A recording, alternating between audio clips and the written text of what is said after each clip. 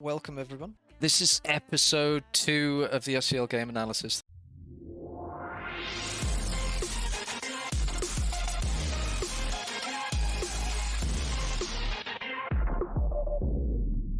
Alright, so who have we got here? We've got Quintessence, Agent Rob, Thanatos, Rebel Pilot, and Zareth flying up for Savrip. We have Deadweight, Jonathan, Rain, Waffle, and Zug for our Cavern Angels Blue. And our map is going to be Yavin again, of course, because it's week 7. So it's going to be the same map that the Hellporgs versus Cartel had.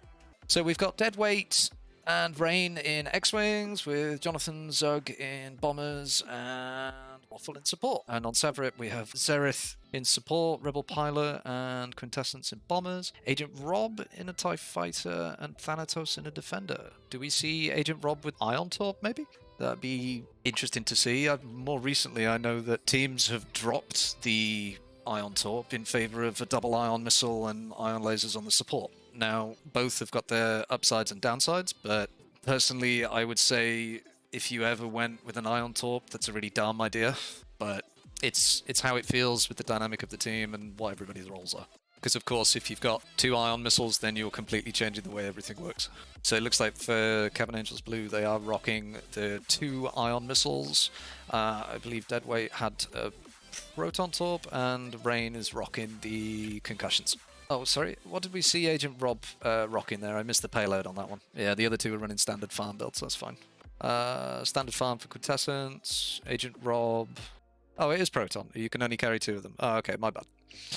And then Ion Missile as well. Yeah, okay, so Agent's running Ion Missile. We've got Ion Missile on Thanatos as well. With APS, are we expecting lag issues here?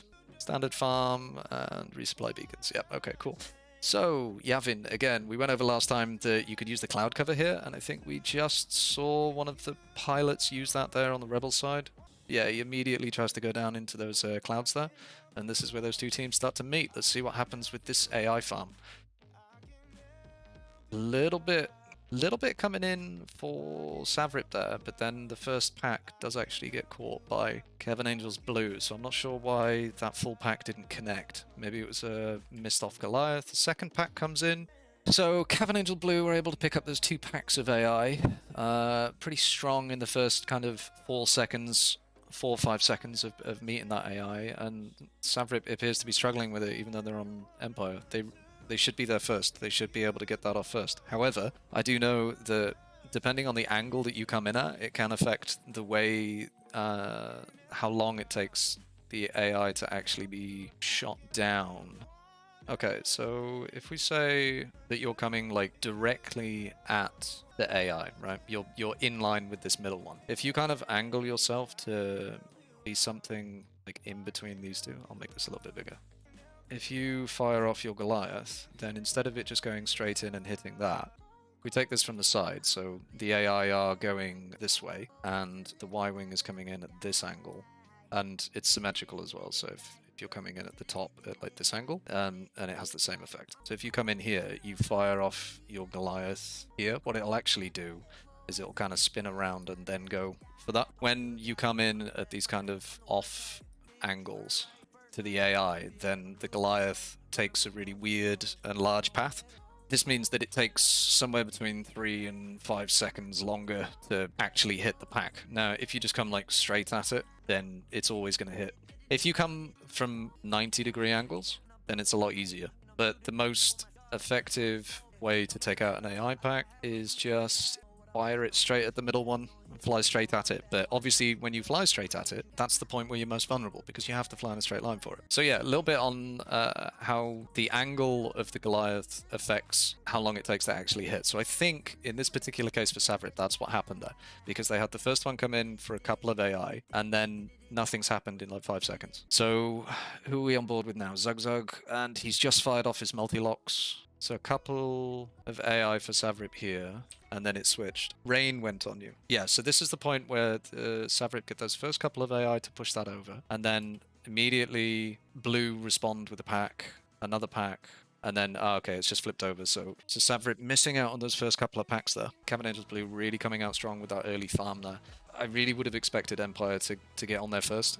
One thing that I would suggest doing is Savrip train their bombers to be able to farm whilst under fire.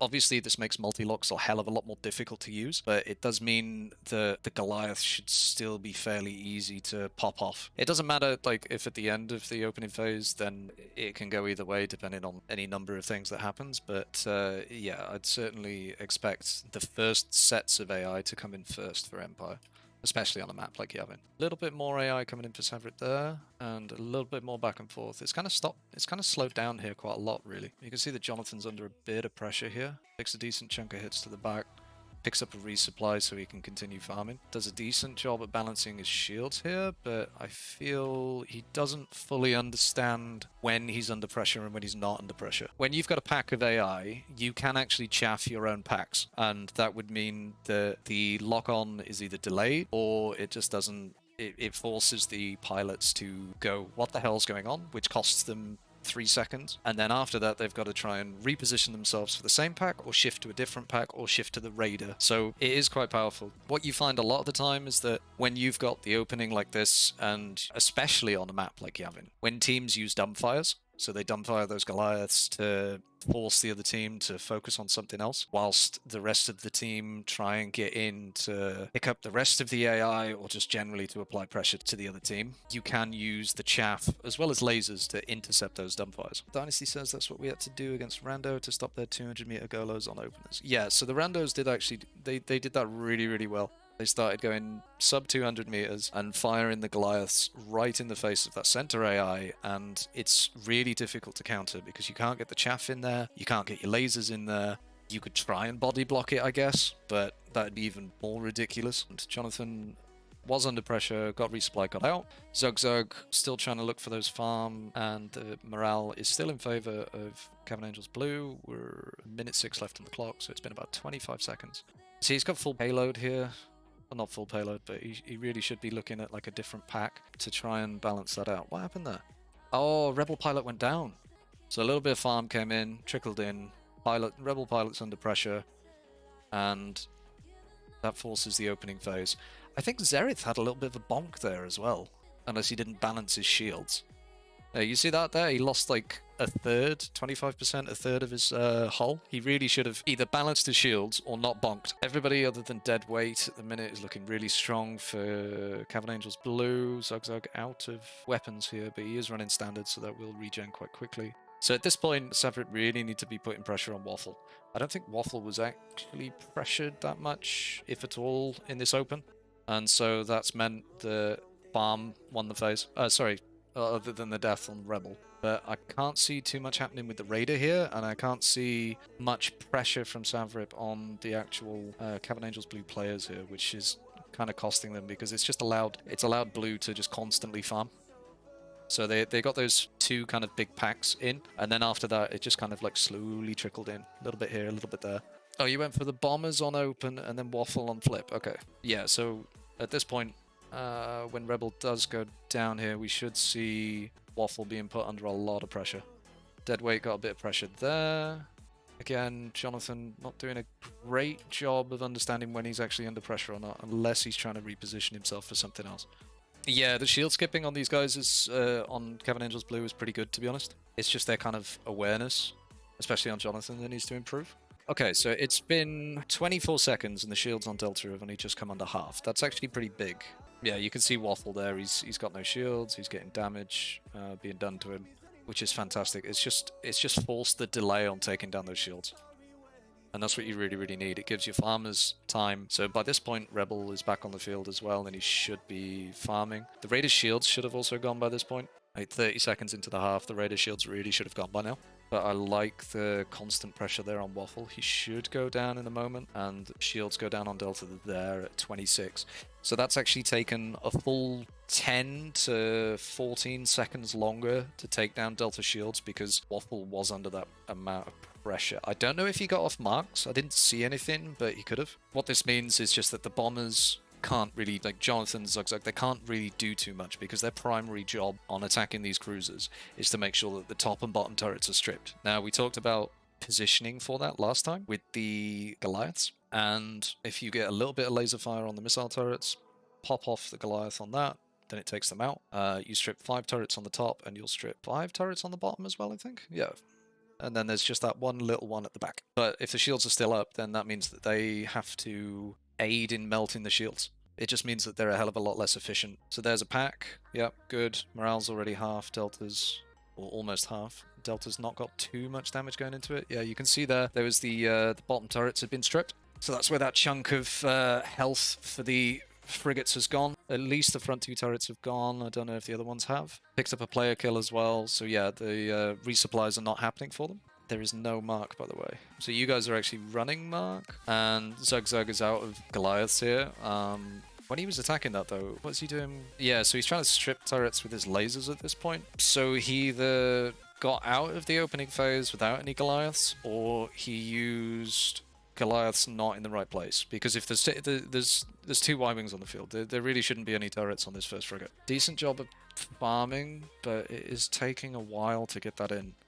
Okay, there's the 3rd pack, and Delta's out phaseable. So it's taken from 26, so it's taken him 30 seconds to get it down to out phaseable. But if we go back a little bit... Okay, so Rebel Pilot's dead here. We're 10 seconds into the phase. Quintessence should really be farming at this point, because there wasn't much farm at this point being taken out. There was a little bit of back and forth with 1 or 2, but by this point, 1 or more packs should be on the field. We cleared the packs a bit too fast and Raider burn too slow. Yeah. The morale is 75 points. We know that the Raider's 20, right? So that gives us 55 to play with. So ideally, what you're kind of looking to do is get 3 packs of AI on every defense and then 1 player kill. If you can secure 1 player kill, then that means that your job is done on that defense. So then you can go from that and you can go, oh, okay, right. So what we're going to do now, we're going to take Raider. As soon as that kill goes down, just take Raider. Unless you're up against like a heavy PK team or something, but if it's heavy OBJ team, like the Cavern Angels organization are trying to push, then you really got to be quicker with your OBJ and your AI. And the Raider. So as soon as you secure a kill, I mean, that's the kind of perfect situation, but most of the time it doesn't happen like that. Especially considering the higher and higher you get at the up the competitive tree, it becomes more and more difficult to actually hit people, let alone kill them. On the opening phase, at least 1 farmer should continually be farming. Okay, so the first little bit of AI comes in then. So it takes 25 seconds for that. So at this point, you have 7.5 seconds to get as much morale as you can. Usually this is only really done with AI. But at this point, the morale bar is 50 points of morale. So you got to maximize it. So if you can get the farm, that's huge. Average time for pack return is 36 to 40 seconds. Yeah, maybe on a map like SCLs, but on Yavin it's more like 20. It's a lot quicker because it's only in the opening phase that there's a delay on the respawn for the AI. And I'm pretty sure that that's only the first pack. I still need to do a bit more testing around it, but that's what I've been able to find so far. Yeah, Nadiri is just a clusterfuck because they get stopped on their way in and they also get stopped on their way out. It's just like, why? But there's a slight trick for that one. It's the same thing for Star as well. And Galatan to a certain extent, but that's a separate one. Yeah, you got to get them in before they hit the asteroids, yeah. I don't actually mind trickling. Like, it just depends what you're actually doing with it, because for me, the kind of ideal setup is that one farmer would pick up the little ones here and there, and then another farmer would be further up the field in front of the defensive line so that they could get the full packs. Because otherwise, what you're doing with trickling, right? You've got a Goliath or 2 farmers with a Goliath each, and they're not doing that much. They're not maximizing the potential of the Goliath. They're getting like 2 or 3 AI at most. So it's a waste, and you want it to be as efficient as possible. So you've got to be careful with knowing when to go for small groups of AI versus waiting for a full pack, especially if you're low on ordnance. But yeah, in that opening, that 7.5 seconds on the flip is huge. 50 points of morale. Get as much AI as you can. Might even be worth having everybody on the team trying to get AI. Even if it breaks up the AI later on, it might still be worth it. Oh, trickling in on flagship assault. Yeah, that's a bad idea. Unless you know that you're like a substantially better pilot than coming up against 2 or 3 players, then you have to go from there. Yeah, so Raider goes down. Was that a defensive? Oh, that was an offensive kill, so Ragent Rob went down. Okay, so who have we just seen come back out the cockpit? Waffle. Waffle has just come back out, so he'll be able to resupply his team on the way back. He'll also be able to potentially get in to actually beacon off the frigate for the out of phase. I know this is something that Ham likes to do with Cavern Angels Gold. He'd aggressively get in, get the beacon off, and then they'd out of phase it. Because it's just a question of efficiency, and that's the fastest way to get it done. And then immediately peels for... So Rain gets the, or pushes the out of phase with his teammates, and then immediately flips for the Raider here. That's good. You don't want the Raider to be up as any long as than is necessary, because it's dishing out quite a lot of passive damage. I think it's 1% on frigates every 2 seconds. And that's another thing as well, the Raider. If it's on the field, it's applying passive damage.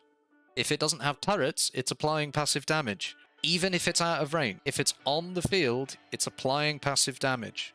When did it actually flip? Okay, 45... Okay, 50. Right. So you got 7.5 seconds to figure out where you're at, where you're going, and how you're going to attack. A strong farm from Cab here. They're immediately coming out the gate with it. So they get the out of phase, which is going to shorten the attack phase of Savrip here. So there are a few things that you can do in this situation, because you know that you're behind. So you have to try and find a way of getting ahead, but also maximizing damage on target. At this point, I don't actually think getting a frigate to out-phaseable is the correct choice. I don't know what Savrip do here, but I'm just saying in that situation, I don't think getting a frigate out-phaseable is the correct choice. On some maps, it takes a long time for the Raider to cross the line out of the danger zone. Yes, so a fantastically stupid map for that is Yavin Abyss, because it'll spawn essentially behind the frigates, and then it'll go forwards. So you have to go into the danger zone to get it. So yeah, always being aware of the danger zone when the Raider spawns is crucial in order to get the shields down early. However, there are certain ways to sort this out. Just practice being in the danger zone, being comfortable with a full frigate with turrets shooting you whilst you're in the danger zone. If you can avoid all those shots, then you can do your job more effectively, easily, because you know that maybe you'll take 1 or 2 shots here and there. Obviously, the ideal situation is not to, but if you don't, then great. If you do, then you know it's not the end of the world because you're evasive enough to be able to still get the job done with the Raider. What the farmers want to be doing as soon as the phase flips is they want to be dancing on the edge of the danger zone so that they can almost immediately get their packs. It's taken Savrip 30 seconds to get the shields down on the first frigate, which is respectable, especially considering they didn't have Agent Rob. So if you take into account like 10 to 20 seconds, 10 to 15 seconds to actually get there, and then a little bit more time on top, then it comes out at somewhere between 8 and 10 seconds behind the opening phase, which is good to say that you're a player down for a decent chunk of that. Savrip did a really good job here at getting the damage in the rest of the time that they had allowed, because the farm kept trickling in and trickling in. What I would have liked to have seen, both shields on the frigates go down. I'm interested to see what Savrip actually do with this frigate once the phase flips again. I want to know when and how they get the out of phase, or if they get the out of phase. Quintessence should not have been shooting the shields there. So, okay, so this is something that I go over with the Hut Cartel quite a lot, but it's something that I suggest every team does. When you have a phase, I don't care if it's defense, if it's open, if it's the last defense that you'll ever have in your life. What is the objective that the team is trying to achieve? If it's just a race to see how much OBJ damage that they can do in that time, that's not a proper objective.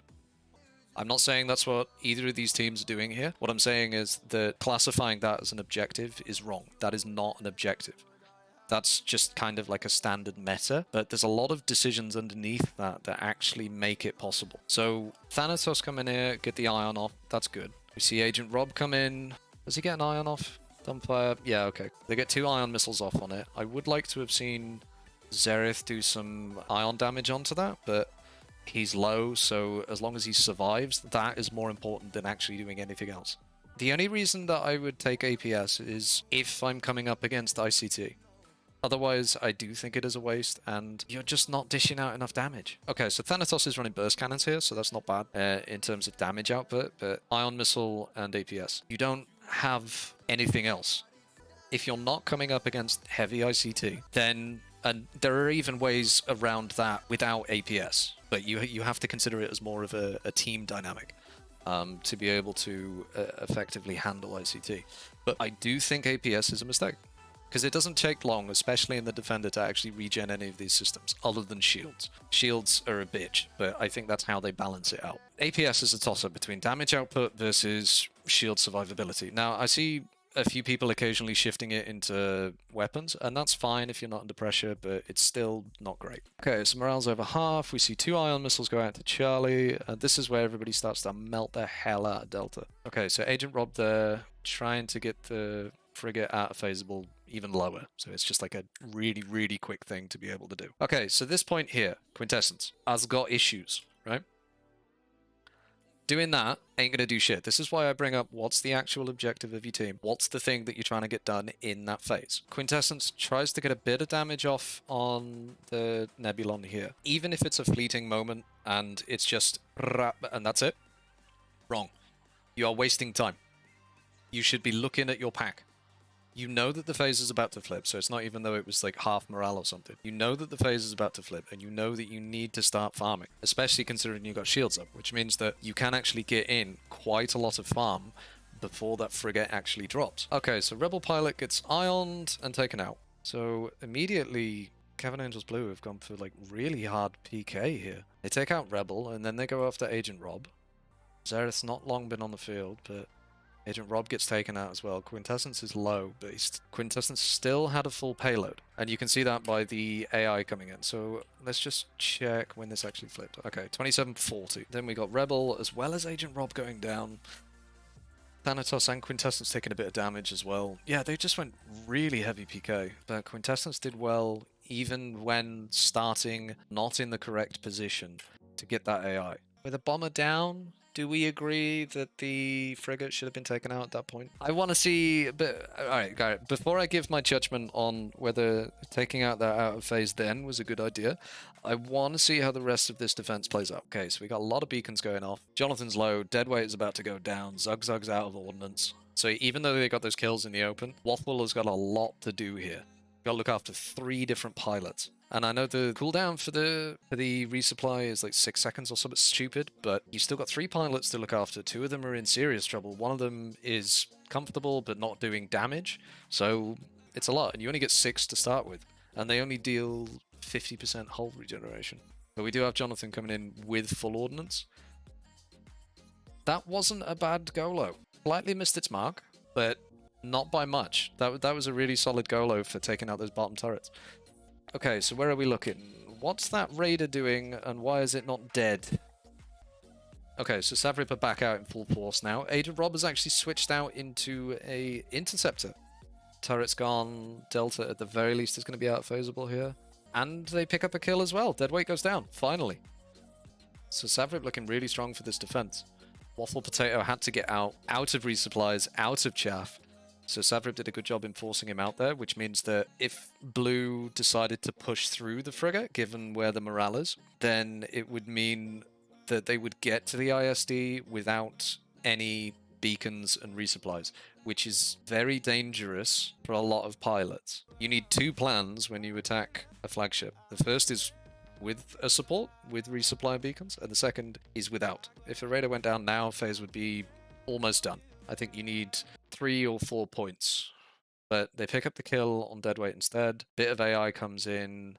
Again, so this is the second defense now for Savrip, where they've not prioritized the Raider. I would have liked to have seen the Raider drop almost immediately, but at this point, it would actually be a good decision to let the Raider take Alpha and then take the Raider. So you're denying Cavern Angels Blue that morale. So it gets taken out. I want to see a frigate drop. A Raider drop. Where's the Goliath on those turrets? Those turrets are worth 4% each. Also, at this point, Waffle should be telling his team that he's gone back, and the rest of the team should recognize that and realize, okay, what's the objective of this phase? So the thing that they want to do is they want to set up for a defense. So that means that Cavern Angels Blue should have pulled back at this point, because they should have also known that the Raider is still up, Savrip are out in full force, Deadweight is low, so he's probably going to drop, which leaves Jonathan, Zugzug, and Rain. So there's only 3 pilots in a couple of seconds when Deadweight dies. And especially given that the cruiser is at 18, it forces Savrip to make a few decisions. But Cavern Angels Blue really should have pulled back at this point, and they really should have set up for that defense. Savrip they're also set up for the offense, but you want to maximize the chances of your defensive phase. So if that means that everybody's back into position and everybody's ready, then yeah. Okay, Savrip on attack at the 26:15 mark-ish. There's no out of phase possible. Cavern Angels Blue, even though they made the call to go back, are slightly on the back foot because deadweight would actually be full force as soon as he gets out the gate and Savrip get to the frigates. But there is only one to go through. Shields are slither, you know, shields on the last frigate are slither. They're just going to go down real fast.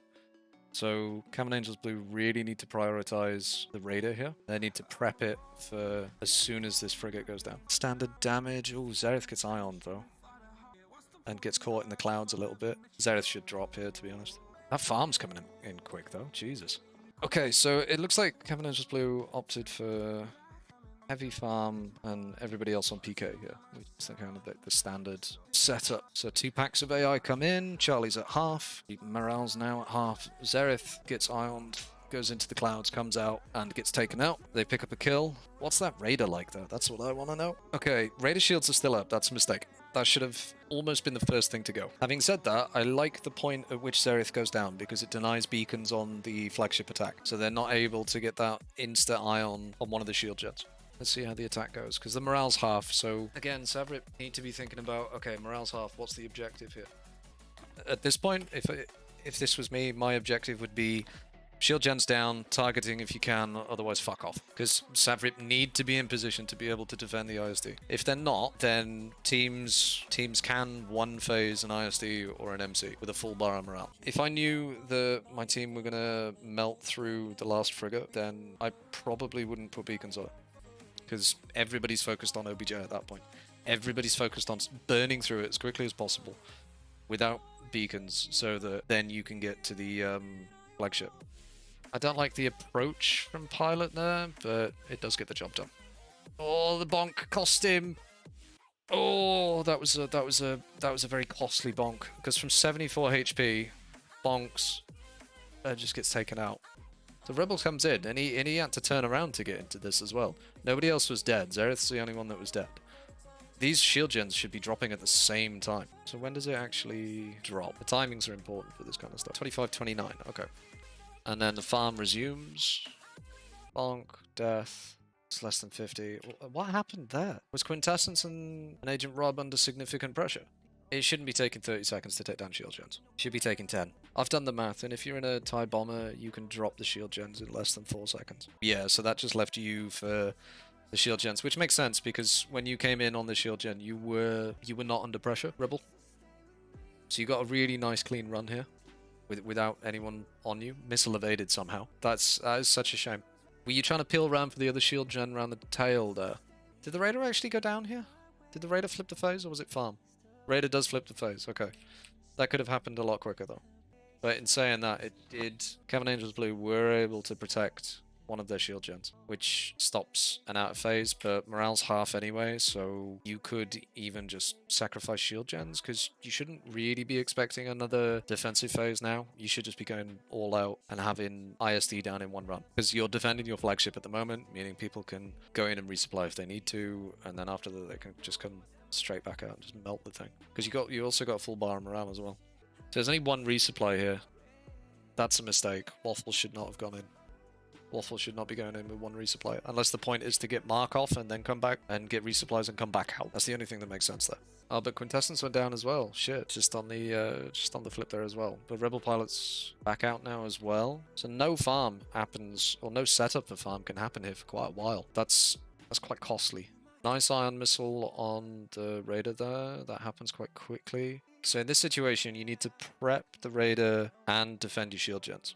So for Savrip here, the best thing, in my opinion, that they can do is either... Well, they can do this at the same time, to be honest. Raider shields needs to drop before the shield gens drop, right? Once those shields go down, it applies a hell of a lot of damage. A lot more than people think. So you can either... There's a few things that need to happen when you're on this kind of defense. The first is that Raider shields need to drop. Second is that farm needs to start immediately. Third is... That leaves 3 players to protect the shield gens, and you've got 4 or 5 players coming in to attack those shield gens, but it depends what they're doing.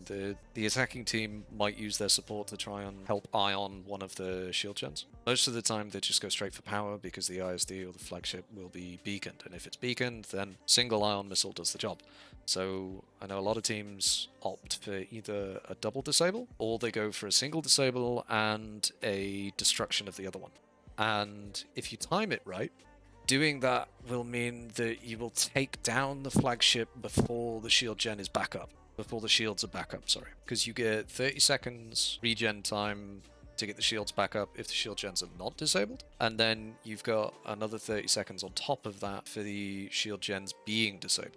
So you've got a minute to take down an ISD or an MC-75, which is enough time. Okay, so Rebel's just coming out the gate. Quintessence is down, so that's a lot of pressure on Rebel to get this farm. Ion Missile does go out on the Raider there, and Cab, at least some of the pilots have been beaconed, and they're trying to make their way in, trying to get these shield gens. Oh no, Zugzug got caught in the tractor beam. Yeah, you gotta be careful with Vander's loops. You gotta be careful that they're not too aggressive, because if they are, that happens. This wouldn't be a problem, but you're out of energy. That costs you heavy right there. So Zugzug magically does get away with that, but then how long does that actually stop his attack for? So we see here, we're at 24-24, coming in, boom, tracted, can't do anything because he's outside of the shields, decides to try and rotate, boost there, comes in, and there starts doing damage because his guns are through the shield now. So that's taken 13 seconds off your attack run, and Rain dies as well. But when you're in here, when Zugzug actually gets tracted, there's no problem getting tracted here. When I attack the ISD and I'm in a Y-wing, I don't actually care if I get tracted by it, as long as I've got boost. Because if I've got boost, I can get out of it like super easy. Wait, I don't know, like 0.25, 0.5 of a second, and just keep boosting. Sometimes I can even boost straight through the damn thing. The tractor beam on flagships is not half as dangerous as people think it is. But having said that, the tractor beam on the support ships is something that you should fear.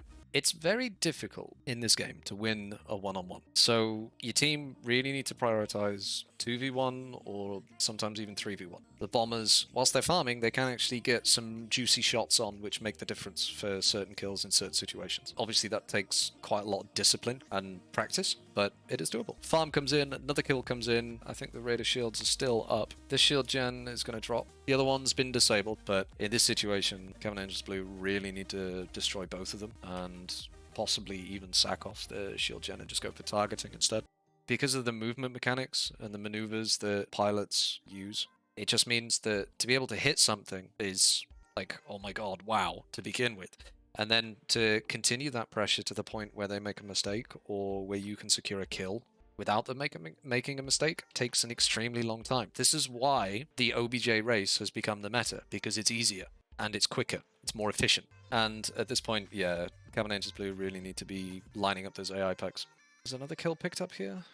Yeah, Waffle went down. And then the farm came in, and then Raider got melted after that. Now, this is actually an interesting point, because... right, so this is actually an interesting point for Savrip. As soon as the kill happens on Waffle, this is why I say that the Raider needs to be prepped, like, almost as soon as can be prepped, really. At this point, if the Raider's still got shields, then it's almost always easier just to get everybody to farm. If everybody picks up one AI each, then that's 15 points, as opposed to the 20. Stellar defense from Savrip here. They protected one of the shield gens, but they got 30 points of morale from kills, which is huge. Cab, coming into this attack, they made a number of mistakes, which need addressing to be able to ensure that they do get those shield gens down, and ensure that they can get back ready for the next defense, if it's needed, because it should have gone down in one, really. Because, what was it, Quintessence went down on the initial point of this attack. Rebel had already been down after crashing into the tail, so it was quite right for Cavern Angels Blue to push in and get more than they did done. But we see that Savrip do opt for taking out the Raider. Everybody's in reasonable health, good shields. Jonathan desperately needs some bloody orcs. Raider spawns. Okay, shield gens do go down. When does that last one go down? Because it was low anyway. It didn't have much. 23, 28. Okay, so the farm has just started coming in as well. We know that Jonathan didn't have much. Agent Rob, what are you doing? You've got nothing left in the tank. You got to pray that Xerath is feeling kind towards you. Got to pray that he's got you in his sights, looking after you. No chaff, no quick lock. You've only got your repairs kit. Thanatos, I don't mind it. I don't hate it. I'd prefer just a ion missile and support just tapping it off, to be honest. I think if you're actually going to shoot it, then you need to coordinate with one of the bombers just to get it down quickly so that you've got those 5 weak points spawning. But I don't mind, because if you do damage to the hull anyway, then there's a chance that the weak spots spawn anyway. But Rebel Pilot and Xerath do go down. Farm comes in, more farm. Picked up 2 kills on the defense. This shouldn't have really happened. As a general tip as well, can people please stop shooting the sections that are already destroyed? I know it's difficult when you're in game, so this isn't a dig at Quintessence or anything. It's just like a general comment that I have with people. Doesn't do any extra damage. It's good though, solid. And then we actually see Xerath there making the transition to come out in TIE Fighter in case that out of phase is required. So that's a good shot. Jonathan with 2 kills, 28 II, 23k cap. Yeah, Cavern Angels Blue didn't have much. They didn't have time to attack the actual hull of the ISD, so that's in the region of 30 to 40,000 cap ship damage that isn't done. Quintessence putting up huge numbers, both in AI and in cap damage there.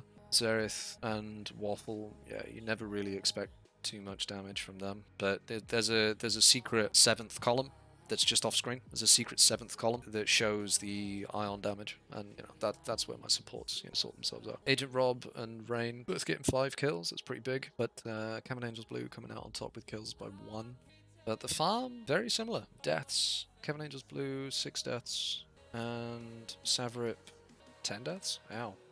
It's a few too many deaths there.